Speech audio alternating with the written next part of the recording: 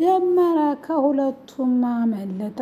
ቀስቴና መኮንን እየተደባደቡ እኔ ነኝ ደመረን የምወስደው እኔ ነኝ የሚል ጦርነት ውስጥ ገብተው ሲደባደቡ አቶ ደመረ ቪዲዮ እየቀዳቸው ነበረ።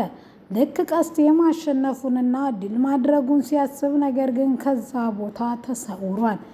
ቀስቴ ደውሎ አንተ የት ነው የሄድከውና የት እንዳለህ አሳውቀኝ፣ አሁንም መኮንን ሊይዝ ይችላል በማለት ቢያስፈራራውም ተንግዶዳ በምትለው ዛቻና እንዲሁም ማስፈራረቻ የምፈራ እንዳይመስልህ አንተና መኮንን ስትደባደቡ የቀረጽኩትን ቪዲዮ ለፖሊስ አሳልፌ እሰጥባቸዋለሁ በማለት ያስፈራረዋል።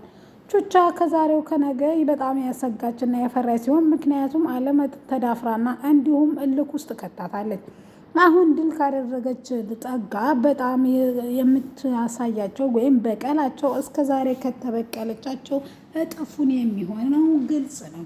ነገር ግን እንዳይቀደሙና እንዲሁም ቀስቴ ቪዲዮን እንዴት አስቀድሞ አጥፍቶና ደመረን በቁጥጥር ስር መዋል እንዳለበት ግራ ገብቶታል።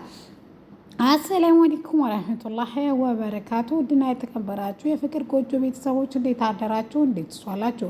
ሁላችሁንም እንደ ሰዓት አቆጣጠራችሁ ሰላም ብያለሁ። እስከ ዛሬ ሲጠበቅና በጉጉት ሲታሰብ የነበረው የመሲና የባሩክ ቀለበት በንጋታው ሆነ።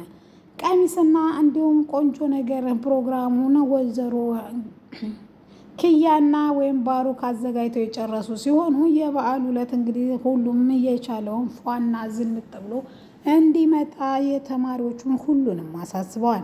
ናታን ከዛሬ ከነገ ይናገራን ተብሎ ቢጠበቅም ናታን ግን ወይ ፍንክች ብሏል። ለዛሬ ለነገ እያለች እንግዲህ እንዲናገረ ራሱ ኪያ ሄዳ ብታናገረውና ቂጥህ እስከሚቃጠል ታፈቅራታለህ፣ ነገር ግን ሸሚዙሃን ለምንድን ነው ቆይ አንተ ለሰው ነው የምትኖረው ወይስ ለራስህ ነው ብላ ብታፋጥጠውም ነገር ግን እኔ የእህትነቴን ጥበቃ ላላገግላት እንጂ እኔ ፈጽሞ መሲን አላፈቅራትም በማለት አይን ባይን ክዳል። ይህ ከሆነ እኔ ባሩክን ሰሊል ብለህ ልካኸኛል። ስለዚህ መልካም ልጅ እንደሆነ አረጋግጫለሁ። ስለዚህ እባክህ ከህይወታቸው ውጣ ስትል እጅጉኑ ታበሳጨዋለች። አልሚ ከተደበደበች በኋላ ጊዜና እንዲሁም ፍላጎት ለሷ እንዳላት ቢያሳያትም ነገር ግን ለፕሮግራሙ ቀሚስና እንዲሁም አንተ የምንለብሰውን ልብስ መምረጥ አለብን ብላ ከሷ ጋር እያወሩና እየተጫወቱ የነበረውን ነገር ግን እጁን ጎትታ ይዛባት ትሄዳለች። የከሷ ከእጇ ግን መጎተት የእሱ መጎተት ብላ አልሚ ለዚህ ስራዋ ዋጋ አስከፍልሻለሁ በማለት እጅጉኑ ትናደዳለች። እንዳንድ ፍቅረኛ የሚሰማት ቢሆንም የተሰማን ነገር ግን ኤላ አውቀቱም ቢሆን ሳያውቀው በሴቶች ተከቦ ለፍቅረኛው መስጠት ያለበትን ለሌላ ሰው እየሰጠ ይገኛል። ብርክቲ እንዴት እንደሆነና ምን ነው ስጠፋ አትፈልገ በማለት ብትጠይቀውም እንዲሁም የሚለብሰውን ልብስ ብትነግረውም ነገር ግን እሺ በማለትና እንዲሁም ሰምቶ እንዳልሰማ አይቶ እንዳላየ ብርክቲም ተሱ ተስፋ ቆርጣ ወደ ካሊብ ወይም ወደ አሻት ቦታ እንዳትሄድ መሰናክል ሆኖታል። ምክንያቱም ሲመጣ በፈገግታ ይቀበላታል፣ ሲሸኛትም እንደዛው ይቀበላታል። ነገር ግን በዚህ ሁሉ እያለ ብርክቲ ተስፋ መቁረጥ ውስጥ ናት። አንዴ እውነቱን ልወቅ እንጂ አጠገቡም አልደርስ በማለት ለራሷ ቃል ገብታለች። ያቺ ፈገግተኛዋና እንዲሁም ጨዋታ አዋቂዋ አድማቂዋ ብርክቲ የት ሄዳ ነው እንደዚህ ክፉና እንዲሁም የሰው ሀዘንና ለቅሶ ምክንያት ይሆንኩ በማለት ራሷ ጋር ትልቅ ግብግብ ቀርባለች። ብቻዋንም መቀመጥ አብዝታለች። ቤዚቲን ምን ነው ለብቻሽ ተቀመሽ ብላ ብትላትም ተስፋ እየቆረኩ ሳይሆን አይቀርም ከዛ ሀገር ሄጅ መጥቼ እሱም ብዬ ብመጣም ነገር ግን የመጣሁለት እንትን ዋጋዬን እየሰጠኝ አይደለም። አንድ ሰው በጣም አሳልፈሽ ስትወጂውና በጣም እንደምትወጂው እርግጠኛ ከሆነ ምንም ለአንቺ የሚሆን ክብር አይኖረውም፣ ዋጋሽንም እጅጉኑ ያወርድብሻል። እውነት ኤላ እኔ ከዛ ድረስ እንደማፈቅረውና እያፈቀርኩት እየመጣው መሆኑን ሌላ ሰው ቢሆን እንደው ሌላ ባያፈቅረኝ ራሱ የኔ የሚገባኝ ቦታ ይህ አይደለም በማለት ትናገራለች። ለማንኛውም እንዳይዞሽና ተረጋጊ በማለት ሁሉም ነገር ለጊዜው ይሆናል በማለት ነገር ግን እሷ የቻለችውን ሁሉ እስከ ጥግ ድረስ እውነታውን እስከምታውቂ ድረስ ተስፋ መቁረጥ የሚባል ነገር በፍቅር ላይ እንደሌለ ትነግራታለች። ብርክቲ የምትሰማው ነገር ምን እንደሆነና ለምን ይሄ ነገር እንደሆነ ግልጽ በግልጽ ትጠይቃታለች። መሲም እንግዲህ እኔ የማውቀው እንደሚያፈቅረኝ ነበረ እንደሚወደኝ ነበር። ነገር ግን እኛ ያለው ሳይሆን ፈጣሪ የጻፈልን ነው። ስለዚህ እሱ ደግሞ እንግዲህ እኔ አላፈቅረሽም ብሎ እኔ እንደ እህትሽ እንጂ እማየሽ እንደ ባለ ወይም እንደ ፍቅረኛ አላየሽም ብሎ በአንዴም ሁለቴ ነግሮኛል። ስለዚህ ተባሩ ጋር ቀለበት ልታረግን እንደሆነና እንዲሁም በቃ ዘነጣችሁና ፏ ብላችሁ እንድትታደሙልን ፕሮግራማችሁን በማለት ጥሪ ታቀርብላታለች። እሷም እሺ ብላ እንግዲህ ሀሳቧን ተቀብላ ነገር ግን ጥንድ ብትሆኑ በጣም ደስ የሚልና በጣም የሚያምሩ እንደሆኑ ትነግራታለች። ሰብሊና ቤዚቲና ያሬድ ተደብቀው እየተገናኙ ምን ማድረግ እንዳለባቸውና ኤላ ደግሞ ድንገት ወደ ህይወቱ ገብቶ ጭራሽ አቶ ተሰማን አስተዋውቀኝ ማለቱ እጅጉን ቆቅልሽ ገቡበታል። በእርግጥ ኤላ አንተ በሌለህበት ጊዜ ከጎኔ ነበር። ይህ ማለት ግን ስለ አንተ በጣም ቀርቦና እንዲሁም ይሄን ያህል ለማወቅ ለምን እንደሄደ ግራ ገብቶኛል። አሁንም ሊያገኘህ እየሞከረ ነው ወይ ስል አዎ ነው። ምንድነው ችግር አለ ወይ? ችግር እንኳ የለም። ነገር ግን ግራ ገብቶኝ ነው ይሄን ያህል ቅርበቱን ለምን ፈልጎት ነው የሚለው እንቆቅልሽ ጥያቄ ነው በማለት ተጠይቀዋለች። ዛሬ እንግዲህ ጸጋ በተደጋጋሚ ስትደውል ለመኮንን ስልክ እየተነሳ ቹቻም ለተደጋጋሚ ለቅስቴ ብትደውልም ስልክ እየተነሳላቸው አልነበረም። ሁለቱም ፋይቲንግ ላይ ስለነበሩ ስልኩን ቼክም አላደረኩትም።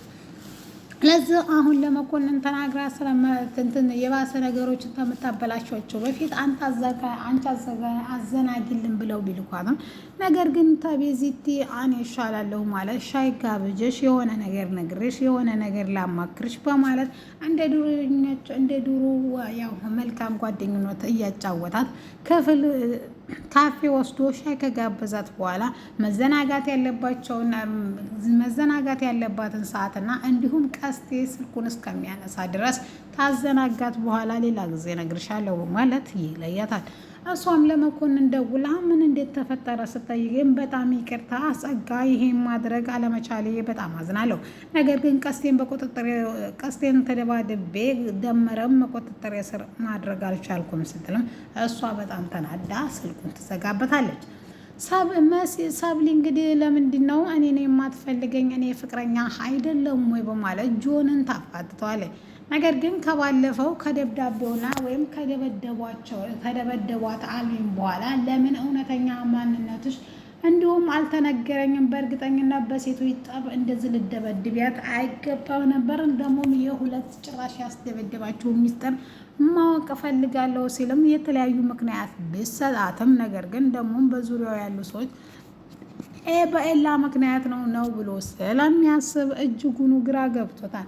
ስለዚህ ለሰብሊ ያለው ጊዜ ችላ ማለትና መዘናጋትን ያሳይበታል።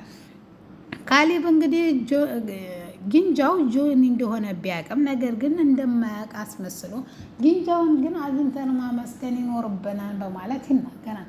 እሱም ለምን እንደሆነ ሲያነግረውም ያው በእኛ ምክንያት በሱ ምክንያት ቢሆንም ጥላቶቻችንን እያሸማቀቀልንና እንዲሁም እየደበደበልን ስለሆነ በዛ ምክንያት ላመሰግነው እወዳለሁ በማለት ይናገራል። እኛ መቼም ማናገኘው እሱን በማለት ጆን ቢናገርም ነገር ግን እኔ እኮ አንተ እንደሆን ካቃለሁ በማለት በውስጡ ይናገራል። አልሚ ብቻዋን ሆና እየተቀምጣ በሀሳብ እየተሰለሰለች እያለ ለምን ብቻዋን እንዳለና አሁንም ከፍቅረኛዋ ጋር ሰላም እንዳልሆኑ ስለያ ሰላም ነን፣ ነገር ግን ከዙሪያው ያሉ ሴቶች መቼ ጥለውት ይሄዳሉ ብለህ ነው ሲል እኔ የማውቀው አንድ ብርክቲ ነው እሷም ብቻ ናት ሌላ ማነው ሲልም ያው ሰብለን ለማለት እንደገባው ቢገባውም ነገር ግን ዛሬም እንዴት አድርጌ ጆንን ንቃ ብዬ ልንገረው ብነግረውም በጣም የሚገርምብኝ በሰብለ እሱ ድርድር አያውቅም። ነገር ግን እሷ ምን ጎሎባት ነው እንደዚህ የምትሆነው በማለት ግራ ገብቶታል። እሷም ስትጠየቅ አላልፈቅረውም ወይም እሱን ነው የምወደው ብትልም ነገር ግን ለኤላ ያላት ስሜት ባለፈው እንግዲህ እውነተኛ ማንነትሽን ወይም ለምን እንደደበደባቸዋል ትክክለኛውን ነገር ሳትናገሪ አጠገቤ ድርሽ እንዳትይ በማለት ቆራጥነቱን አሳይቷታል። ነገር ግን መታ ለመሲ ማለቃቀሷና እንዲሁም ተበዳይ ሆኛለሁ በማለት ማቅረቧን ስሞታ አልተወችምና ሄዳ እንግዲህ እንዲያወራት መሲ አድርጋለች። እሱም እንግዲህ አናግራታለሁ ነገር ግን ንገሩ ሲልም እሱ በጊዜ ሁኔታ ሁሉንም ነገር እንነግርሃለን፣ አሁን ግን ይቅርታ አድርግላት ትለዋለች።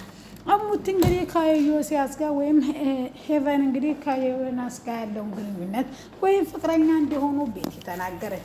ነገር ግን እሷ እንዴት ተናገረች እንዳትናገር አድርጋ ሁሉንም ነገር በራስ መንገድ እንዳወቅና እንዲሁም በማለት ትናገራለች። ኢዮስያስንም በንዴት እንግዲህ ሄዶ አቶ ማንደፍሮ ወይም ደንበላሽ እንግዲህ ያስፈራረዋል። እሙቲም እንግዲህ የእናቴ አደራ ነች፣ ተንግዲህ ወደ አንድ ነገር በራሴ አደርጋለሁ ብትይ ውርድ ከራሴ በማለት ያስፈራራል።